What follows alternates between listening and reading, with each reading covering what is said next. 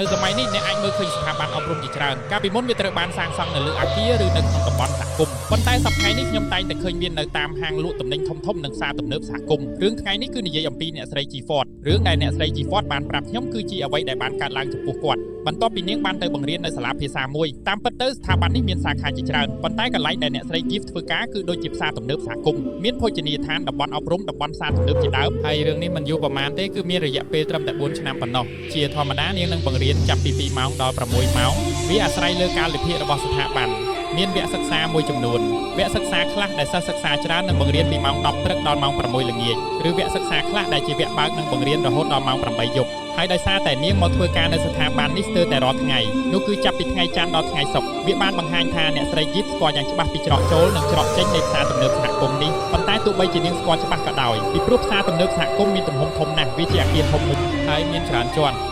មានតំបន់ចតរថយន្តមានចំណតរថយន្តដាច់ដោយឡែកមួយប៉ុណ្ណឹងហើយដោយសារតែទំហំនៃស្ថាប័ននេះវាធ្វើឲ្យអ្នកស្រី Jeep មិនដែលទៅគ្រប់ជ្រុងនៃផ្សារទំនើបសហគមន៍នេះទេហើយឥឡូវនេះរឿងរ៉ាវចាប់ផ្ដើមនៅល្ងាចមួយបន្ទាប់ពីនាងបង្រៀនចប់តាមកាលវិភាគអ្នកស្រី Jeep កំពុងរៀបចំខ្លួនត្រឡប់ទៅផ្ទះវិញប៉ុន្តែភ្លាមៗនោះមានបងប្រុសម្នាក់ដែលកំពុងបង្រៀននៅស្ថាប័នដដែលគាត់បានទូរស័ព្ទទៅប្រាប់អ្នកស្រី Jeep ថាបងប្រុសរបស់គាត់បានជួបគ្រោះថ្នាក់ចរាចរណ៍បណ្ដាលឲ្យសប្តាហ៍បន្ទាប់គាត់មិនអាចមកបង្រៀនបានទាល់តែសោះប៉ុន្តែគាត់ក៏មិនអាចលុបចោលថ្នាក់រៀនរបស់សិស្សបានដែរពីព្រោះប្រសិនបើគាត់លុបចោលថ្នាក់រៀនសិស្សជិត10នាក់ដោយសារតែហេតុផលនោះគាត់បានប្រាប់អ្នកស្រី Jeep ឲ្យជួយគាត់ជួយរៀបចំមេរៀនដែលនៅសល់អូខ្ញុំត្រូវនិយាយថាវាជាការងារច្រើនខ្ញុំមានរបស់ផ្ទាល់ខ្លួនច្រើនណាស់ហើយខ្ញុំត្រូវរៀបចំសម្រាប់សិស្សច្បងនេះហើយបង្រៀនជំនួសឲ្យការបង្រៀនពេញមួយសប្តាហ៍គ្រូបងប្រុសរបស់គាត់បានទៅមន្ទីរពេទ្យហើយបានទៅមន្ទីរពេទ្យនៅពេលនោះអ្នកស្រី Jeep តើខ្ញុំគួរធ្វើអ្វីខ្ញុំមិនចង់បារម្ភទេព្រោះខ្ញុំតែងតែធ្វើការរហូតដល់យប់ជ្រៅប៉ុន្តែប្រសិនបើខ្ញុំមកជួយសិស្សច្បងម្នាក់នេះដូច្នេះខ្ញុំត្រូវខិតខំធ្វើការបន្ថែមទៀតប៉ុន្តែទោះជាយ៉ាងណាក៏ដោយសូមយល់ពីមិត្តរួមការងារច្រើនតែបាក់ដៃបាក់ជើងសូមបង្រៀនខ្ញុំជំនួសវិញដោយសារតែរឿងនោះជំនួសឲ្យការត្រឡប់ទៅផ្ទះវិញទាន់ពេលវេលាវាបានបង្ហាញថាចាប់ពីម៉ោង8យប់ទៅគាត់គួរតែត្រឡប់ទៅផ្ទះវិញអ្នកស្រី G Ford ត្រូវរៀបចំសម្រាប់មេរៀនថ្ងៃស្អែកជំនួសឲ្យសិស្សច្បងនេះចាប់ពីម៉ោង8យប់មកវាបានធ្លាក់ចុះយូរណាស់ដោយមិនដឹងថាពេលណាគាត់នឹងត្រៀមខ្លួនបង្រៀននោះទេ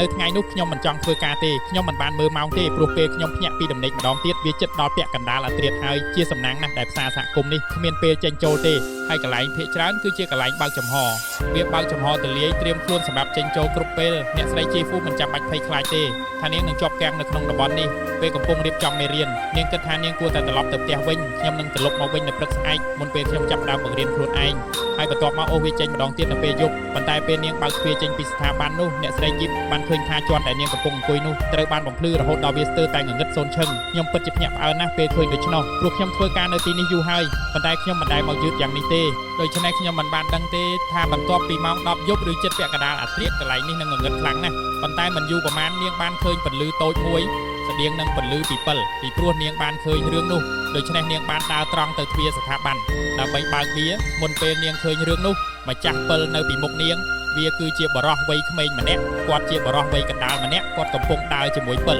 វាដូចជាគាត់កំពុងដើរជុំវិញអញ្ចឹងពីព្រោះនាងបានឃើញរឿងនោះដោយមានទំនុកចិត្តថាពន្លឺនេះវាមកពីមនុស្សដូច្នេះនាងបានសួរសូមអភ័យទោសតើអគារនឹងបាត់ទេហេតុអ្វីបានជាភ្លើងងងឹតម្ល៉េះភ្លាមនៅពេលដែលនាងនិយាយដូច្នោះបរិះដែលបានឮដូច្នោះបានងាកភ្នែកមករកលោក Jeep យ៉ាងលឿនមុននឹងញញឹមចម្លែកមួយចេញដោយមិននិយាយអ្វីតបវិញរួចគាត់ក៏ងាកមកវិញហើយដើរត្រង់ទៅចំណុចដែលលោក Jeep កំពុងដើរនៅពេលនោះដោយភាពងងឹតពន្លឺតែមួយគត់នៅពេលនោះវាជាពន្លឺពីពិលនៅក្នុងដៃរបស់គាត់នោះហើយជាអ្វីដែលគាត់កំពុងកាន់គាត់មើលមិនឃើញមុខប្អូនប្រុសរបស់គាត់ច្បាស់ទេហើយនៅពេលនោះមុនពេលគាត់ដើរចូលមកជិតមានសម្លេងមួយចេញពីទ្វារចេញពីហាងលក់សភៅ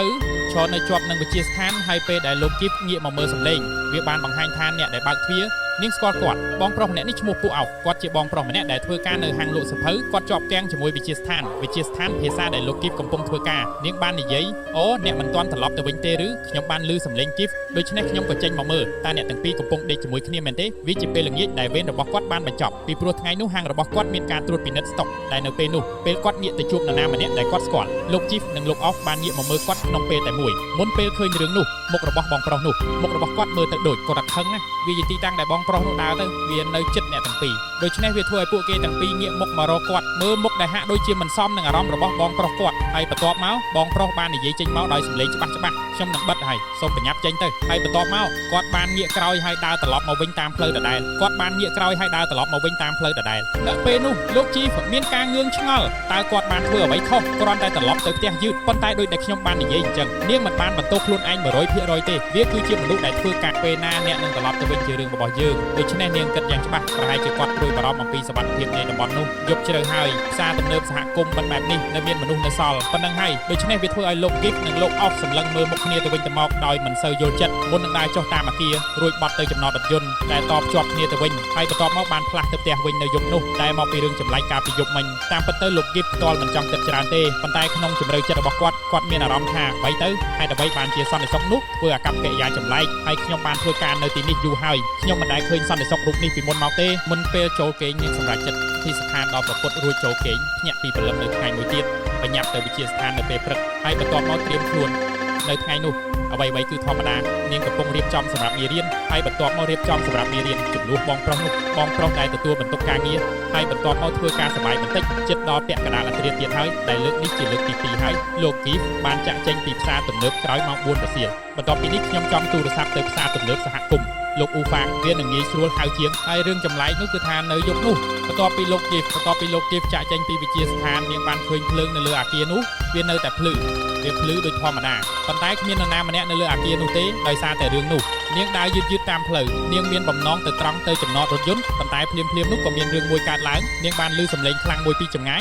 ហើយពេលនាងងាកមកមើលសំឡេងនោះលោក Gift បានឃើញរឿងនោះមានស្ត្រីម្នាក់ស្លៀកពាក់សម្លៀកបំពាក់បុគ្គលិកការិយាល័យកំពុងដើរនៅខាងក្រោយអគារតំបន់ដែលមានចណ្ដាលយន្តពេលនាងឃើញដូច្នោះនាងសុខសប្បាយជាទេខ្ញុំមានការងឿងឆ្ងល់បន្តិចនៅក្នុងផ្សារទំនើបនេះតើមានការិយាល័យទេឬក៏បុគ្គលិកម្នាក់នេះទេគាត់អាចមកញ៉ាំអាហារប៉ុន្តែនៅពេលនោះវាយឺតហើយហេតុអ្វីបានជានៅតែមានអតិថិជននៅក្នុងផ្សារទំនើបនេះខ្ញុំមានការងឿងឆ្ងល់ប៉ុន្តែខ្ញុំមិនខ្វល់ទេបន្ទាប់ពីនោះនាងបានដើរតាមផ្លូវរបស់នាងត្រង់ទៅចំណតរថយន្តដើម្បីត្រង់ទៅចំណតរថយន្តម្ដងទៀតប៉ុន្តែលើកនេះបន្ទាប់ពីនោះសំឡេងខ្លាំងខ្ញុំធ្លាប់ឮពីមុនវាឮខ្លាំងម្ដងទៀតហើយលើកនេះវាបានបន្លឺសំឡេងខ្លាំងពីក្រោយលោក Gift មុនពេលនាងងាកមកមើលហើយឃើញថាជាស្ត្រីដដែលស្ត្រីដែលស្លៀកសម្លៀកបំពាក់បុគ្គលិកការិយាល័យដូចគ្នាដើរពីក្រោយលោក Gift ប៉ុន្តែទោះជាយ៉ាងណាក៏ដោយនាងមិនខ្វល់ទេត្រូវធ្វើអ្វីបន្ទាប់ពីព្រោះបន្ទាប់ពីនាងបានដើរទៅចំណតរថយន្តនាងបញ្ញាប់បើកលឿនរត់ទៅរកឡានរបស់នាងហើយចាក់សោឡានភ្លាមកំពុងព្យាយាមរត់គេចពីស្ត្រីនោះទោះបីជាខ្ញុំមិនដឹងក៏ដោយហេតុអ្វីបានជានាងដើរតាមហើយនាងជានរណាឬមួយក៏ខ្ញុំមិនប្រកាសដែរប្រសិនបើអ្នកកលេចមើលឲ្យចិត្តនាងប្រហែលជាបានចតឡាននៅជាន់តែមួយជាមួយលោក Gift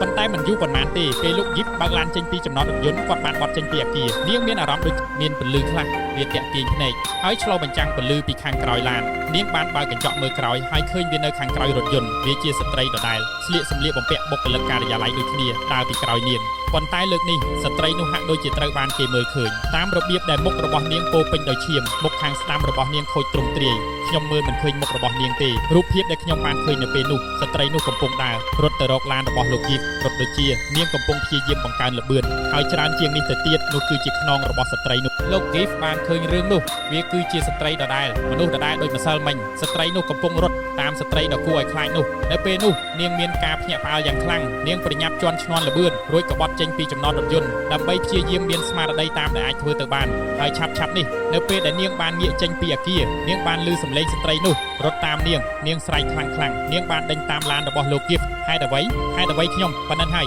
នាងបានជន់ឈ្លីល្បឿនហើយដួលទៅលើដីសំណាងល្អឡានចតនៅជាន់ទី2ពេលជាន់ទី2បត់ត្រឡប់មកវិញនាងបានមកដល់ផ្លូវលោក Gift មិនបានរងចាំអ្វីទាំងអស់គាត់បានដើរត្រង់ទៅផ្លូវធំហើយបញ្ញាឡើងលើឡានដើម្បីត្រឡប់ទៅផ្ទះវិញរូបភាពនោះបានទាក់ទាញចំណាប់អារម្មណ៍របស់គាត់ដោយសារតែរឿងនោះនៅយប់នោះលោក Gift បានដេកលក់ទៅខណៈពេលដែលរូបភាពនោះនៅក្នុងក្បាលរបស់គាត់នៅតែមានស្ត្រីអាចកំបាំងម្នាក់នោះមុខតូចដដែលរហូតដល់នាងគិតថាមានការឈ្លោះប្រកែកគ្នានៅក្នុងបន្ទប់ទឹកដូច្នេះនាងចាប់ផ្ដើមមានអារម្មណ៍មិនល្អហើយបញ្ញាធ្វើកិច្ចការផ្ទាល់ខ្លួនរបស់នាងមុននឹងបិទទ្វារបន្ទប់ទឹកយឺតដើម្បីបើកវាហើយឃើញថាសម្លេងជុំវិញក្នុងបន្ទប់ទឹកនៅពេលនោះស្ងាត់គ្មាននរណាម្នាក់នៅខាងក្រៅបន្ទប់ទឹកទេហើយបើវាដូច្នោះមែនតើសម្លេងនោះអាចខ្លាំងបានដោយរបៀបណាប៉ុន្តែទោះបីជាយ៉ាងណាក៏ដោយនៅថ្ងៃទី3មានអ្វីមួយចម្លែកអំពីផ្សារទំនើបនេះដូច្នេះនាងក៏បញ្ញាចេញពីបន្ទប់ទឹកត្រង់ទៅចំណតរថយន្តដោយមានបំណងចង់ទៅផ្ទះវិញប៉ុន្តែមិនយូរប៉ុន្មានសម្លេងជើងខ្ពស់ក៏បន្លឺឡើងតាមមកដែលលើកនេះពេលនាងឮវានាងមិនហ៊ានងាកក្រោយមើលវាទេនាងគ្រាន់តែដើរត្រង់ជាជួរឲ្យលឿនតាមដែលអាចធ្វើទៅបានដើម្បីទៅដល់ចំណតរថយន្តឲ្យលឿនតាមដែលអាច ធ្វើទៅបានប៉ុន្តែទោះបីជាយ៉ាងនេះក្តីសម្លេងជំហានដ៏ខ្លាំងនៅតែបន្លឺឡើងរហូតដល់នាងពិតជាដើរទៅដល់ចំណតរថយន្តនៅពេលដែលនាងចូលទៅក្នុងឡានហើយចាក់សោទ្វារពេលបើកភ្លើងខាងមុខឡានភ្លើងពីខាងមុខឡានបានរុញនាងឲ្យមើលឃើញផ្នែកខាងមុខផ្លូវចុះពីចំណតរថយន្តដែលជាមធ្យោបាយតែមួយគត់ដើម្បីចេញពីអគារអ្វីដែលលោកគេបានឃើញនៅពេលនោះគឺស្ត្រីម្នាក់ស្លៀកពាក់ឯកសណ្ឋានបុគ្គលិកការិយាល័យដូចគ្នាឈររារាំងផ្លូវចេញពីឡានហើយវាដូចគ្នាមុខរបស់នាងរញ៉េរញ៉ៃដូចរាល់ដងគ្មានការផ្លាស់ប្ដូរអ្វីទាំងអស់នៅពេលនោះនាងបានគិតយ៉ាងហ្មត់ចត់មួយសន្ទុះមុននឹងធ្វើការសម្រេចចិត្តចុងក្រោយគឺត្រូវរុញឡានឲ្យខ្លាំងតាមតែអាចធ្វើទៅបាននៅពេលដែលផ្នែកខាងមុខរបស់ឡានហៀបនឹងទៅដល់ខ្លួននាងរាងកាយរបស់ស្ត្រីនោះក៏រញ៉េរញ៉ៃដូចរាល់ដងដូចជារូបភាពនៅពីមុខនាងជារូបភាពនៅពីមុខភ្នែកនាងមុនពេលវាបន្តដោយសម្លេងនៅពីក្រោយនាងសម្លេងដែលខ្លាំងនៅពីក្រោយឡានរបស់លោកយីបហេតុអ្វីបានជាខ្ញុំបន្ទាប់មកនៅពេលព្រឹកព្រលឹមលោកយីបខ្លួនឯងត្រូវទៅធ្វើការដូចធម្មតានៅថ្ងៃនោះគាត់បានតាំងចិត្តថានឹងត្រឡប់ទៅផ្ទះវិញនៅម៉ោង 4 ល្ងាចមិនថាមានរឿងអ្វីកើតឡើងនៅវិទ្យាស្ថាននោះទេគាត់នឹងមិននៅទេប៉ុន្តែពេលគាត់មកធ្វើការនៅពេលរសៀលពេលគាត់ទៅផ្សារទំនើបគាត់បានឃើញថានៅពេលរសៀលនៃថ្ងៃនោះមនុស្សនៅផ្សារទំនើបរវល់ខ្លាំងណាស់ពេលគាត់ឡើងទៅជន់ដែលវិទ្យាស្ថានភាសាគាត់បានឃើញថាមានទាំងមន្ត្រីប៉ូលីសនិងមន្ត្រីសន្តិសុខដើរជុំវិញជាចុងក្រោយគាត់បានទៅនិយាយជាមួយ P-off ដែលជាហាងលក់សៀវភៅនៅជាប់គ្នាគាត់បានប្រាប់គាត់ថាហេតុការណ៍នេះបានកើតឡើងកាលពីម្សិលមិញប្រហែលម៉ោង 10 យប់មាននរណាម្នាក់បានរាយការណ៍ទៅចៅក្រមថាបន្ទប់ទឹកខាងក្នុងបំផុតដែលត្រូវបានចាក់សោយូរមកហើយមានក្លិនស្អុយចេញមកហើយមានឈាមរបស់នរណាម្នាក់ហូរចេញពីបន្ទប់ទឹកនៅក្នុងបន្ទប់នោះគឺជាបន្ទប់ដូចគ្នាដែលលោកយីបបានឮសំឡេងទ្វារខ្លាំងៗដំបូងឡើយចៅក្រមបានទៅជួបមន្ត្រីសន្តិសុខនៅផ្សារទំនើបប៉ុន្តែបន្ទាប់ពីព្យាយាមបើកទ្វារអស់រយៈពេលយូរគាត់មិនអាចបើកវាបានទេរហូតដល់មន្ត្រីសន្តិសុខសម្រេចចិត្តទម្លុះទ្វារគាត់បានឃើញថាមានសាកសពស្ត្រីម្នាក់នៅក្នុងបន្ទប់ទឹកស្ត្រីនោះប្រហែលជាអតិថិជនម្នាក់ដែលបានមកផ្សារទំនើបនេះចរិតរបស់ស្ត្រីនោះគឺជាស្ត្រីវ័យកណ្ដាលម្នាក់ស្លៀកសម្លៀកបំពាក់បុគ្គលិកការិយាល័យប៉ុន្តែផ្នែកខាងក្រោមរបស់នាងហើមធំនិងពាក់ស្បែកជើងកែងខ្ពស់ការស្លាប់របស់នាងគឺក្បាលមួយចំហៀងបាត់នៅលើឆ្អឹងកញ្ចឹងកហើយពាក់កណ្ដាលនៃមុខរបស់នាងមើលមិនឃើញវាដូចជានាងត្រូវអ្វីមួយវាយ៉ាងធ្ងន់ធ្ងរបន្ទាប់ពីនោះវារញ៉េរញ៉ៃដោយដែលអ្នកអាចមើលឃើញវារញ៉េរញ៉ៃតាំងពីយប់មិញមកម្លេះព្រោះមន្ត្រីប៉ូលីសនិងចៅក្រមមិនទាន់អាចត្រឡប់ទៅផ្ទះវិញបានឡើយមនុស្សគ្រប់គ្នាបានមកមើល CCTV ហើយបន្ទាប់មកបានត្រឡប់មកវិញខ្ញុំចង់សង្ខេបរឿងទាំងអស់នេះសរុបមកវាជាមូលហេតុនៃការស្លាប់ហើយបន្ទាប់មកបានដួលទៅលើដីបន្ទាប់ពីកលេចមើលកាមេរ៉ាសុវត្ថិភាពវិញមូលហេតុនៃការស្លាប់គឺជាបរិសម្នាក់ដែលស្លៀកពាក់ជាមន្ត្រីសន្តិសុខហើយនៅថ្ងៃកើតហេតុវាគឺជាថ្ងៃដដែលដែលលោកយីបបានជួបនឹងសន្តិសុខនោះដែលកំពុងដើរតាមផ្លូវមុនពេលសន្តិសុខនោះបានជួបនឹងស្ត្រីដែលបានសុំប្រាក់លួសហើយទីបំផុតបានរកឃើញមូលហេតុនៃការស្លាប់បន្ទាប់ពីបានឮរឿងរ៉ាវរបស់លោកយីបនាងបានស្មានថានៅថ្ងៃដែលនាងបានជួបសន្តិសុខរូបនេះហេតុអ្វីបានជាសន្តិសុខរូបនេះមើលទៅមិនសូវស្គាល់តតែសោះសរុបមកសន្តិសុខនោះជាមនុស្សអាក្រក់ហើយស្លៀកពាក់ជាសន្តិសុខឲ្យចូលមកក្នុងតំបន់នោះហើយវាដូចជាគាត់កំពុងព្យាយាមបង្កបញ្ហាប៉ុន្តែនេះជាចំណុចសំខាន់លោកយីបមានសំណាងណាស់ដែលបើកទ្វារឲ្យជួបអស់មុនសន្តិសុខនោះមើលទៅហាក់ដូចជាខឹងព្រោះជនរងគ្រោះរបស់គាត់បានបាត់ខ្លួនជនរងគ្រោះរបស់គាត់គឺលោកជីហ្វាប៉ុន្តែបន្ទាប់ពីនោះមួយថ្ងៃទៀតសន្តិសុខរូបនេះបានមកទីនេះម្ដងទៀតហើយបានរកមូលហេតុគឺមន្ត្រីសន្តិសុខរូបនេះលោកជីហ្វាបានមកនិយាយជាមួយខ្ញុំថានៅថ្ងៃដែលគាត់បានជួបមន្ត្រីសន្តិសុខរូបនេះស្ត្រីដែលអកុសលរូបនេះដែលបានឃើញមុខរបស់នាងមានរបួសហើយរត់តាមរថយន្តរបស់លោកជីហ្វានាងមិនប្រកាសថាស្ត្រីរូបនេះស្លាប់ឬអត់ទេឬប្រហែលជាស្ត្រីម្នាក់នេះនៅពេលដែលលោកជីហ្វាបានជួបនាងជាលើកដំបូងនាងប្រហែលជាបានរត់ទៅឡានរបស់លោកជីហ្វាដើម្បីសុំជំនួយប៉ុន្តែមិនអាចនិយាយបានទេនៅពេលនោះអ្នកណាដែលឃើញស្ថានភាពនោះក៏បានរត់គេចខ្លួនដែរបើជាខ្ញុំវិញខ្ញុំក៏នឹងរត់គេចខ្លួនដែរដូច្នេះលោកជីហ្វាមិនបានបន្ទោសខ្លួនឯងទេសូមផ្ដល់កិច្ចសហប្រតិបត្តិការដល់មន្ត្រីនគរបាលហើយបញ្យល់អ្វីៗគ្រប់យ៉ាងថានៅថ្ងៃកើតហេតុមូលហេតុគឺលោកជីហ្វាបានជួបមនុស្សក្នុងឈុតនោះដែរហើយបានប្រាប់មន្ត្រីថាវាដូចនេះជាចុងក្រោយមន្ត្រីនោះបានដោះស្រាយវាដោយខ្លួនឯងលោកជីហ្វាបានមកធ្វើការដោយធម្មតាហើយបន្ទាប់ពីនោះសន្តិសុខនៅក្នុងផ្សារទំនើបនេះកាន់តែតឹងរឹងថែមទៀតចាប់តាំងពីពេលដែលសន្តិសុខកំពុងបំពេញការងារនៅម៉ោងពាក់កណ្ដាលអាធ្រាត្រសន្តិសុខនឹងត្រឡប់មកវិញនៅម៉ោង 8 យប់បន្ទាប់មកមានរយៈពេល 24 ម៉ោងនិយាយឲ្យត្រង់ទៅលោកនៅហ្វាំងខ្ញុំខ្លាចបាត់ខ្លួនតាមពិតទៅបុគ្គលិកស្រីដែលជាជនរងគ្រោះក៏គួរឲ្យអាណិតដែរយើងនឹងមិននិយាយអំពីថ្ងៃកើតហេតុហើយលោកយីបបានឃើញមនុស្សឬខ្មោចទេអ្វីដែលយើងគួរផ្ដោតលើគឺប្រព័ន្ធសុវត្ថិភាពនៃផ្សារទំនើបប៉ុន្តែដោយដែលខ្ញុំបាននិយាយវាមិនមែនជាផ្សារទំនើបដែលបិទនោះទេលោកណូហ្វាំងវាជាខ្យល់អាកាសបរិសុទ្ធវាបើកចំហនឹងទលាយមានតំបន់ខ្យល់អាកាសបរិសុទ្ធទេតំបន់កណ្ដាលទទេស្អាតតើអ្នកណានឹងចូលនឹងចេញគ្មានបញ្ហាទេហើយសន្តិសុខគឺមានតែរហូតដល់ម៉ោង 8 យប់ប៉ុណ្ណោះខ្ញុំបានអានរឿងនេះពេលខ្ញុំនិយាយជាមួយលោកយីបខ្ញុំមានការងឿងឆ្ងល់ផ្សារទំនើបសហគមន៍ធំបែបនេះហេតុអ្វីបានជាមានតែសន្តិសុខរហូតដល់ម៉ោង 8 យប់តើអ្នកមិនខ្លាចថារបស់របរនៅខាងក្នុងនឹងបាត់ទេឬ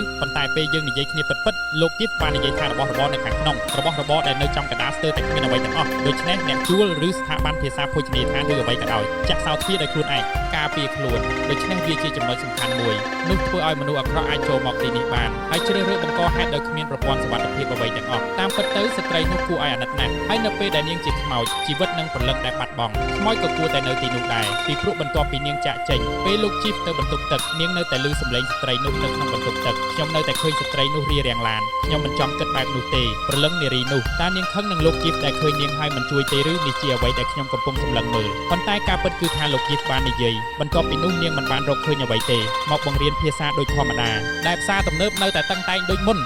ពីព្រោះច្បាប់គ្របដណ្ដប់លើអ្វីៗទាំងអស់កុំបារម្ភគាត់នឹងមិនទុកឲ្យអាជីវកម្មរបស់គាត់ត្រូវខ្ជះខ្ជាយឡើយហើយតើអ្នកគិតយ៉ាងណាដែរតើអ្នកគិតយ៉ាងណាចំពោះរឿងរ៉ាវរបស់លោកយីបនេះតើអ្នកគិតថាព្រលឹងរបស់ស្ត្រីនោះនឹងខឹងទេតើអ្នកនឹងខឹងលោកយីបដែលមិនបានជួយនាងទេប៉ុន្តែដូចដែលខ្ញុំបាននិយាយខ្ញុំបានឃើញមនុស្សរត់តាមពីក្រោយឡានមុខក្រហមបែបនោះអ្នកណាក៏គិតថាវាជាខ្មោចដែរវាជាខ្ញុំក៏ប្រញាប់ដែរខ្ញុំទ្រាំលែងបានទៀតហើយឬអ្នកគិតយ៉ាងណាដែរអ្នកអាចបញ្ចេញមតិខាងក្រោមខ្ញុំនឹងក្រុមការងារនឹងអាននិងឆ្លើយតបសាររបស់អ្នកទាំងអស់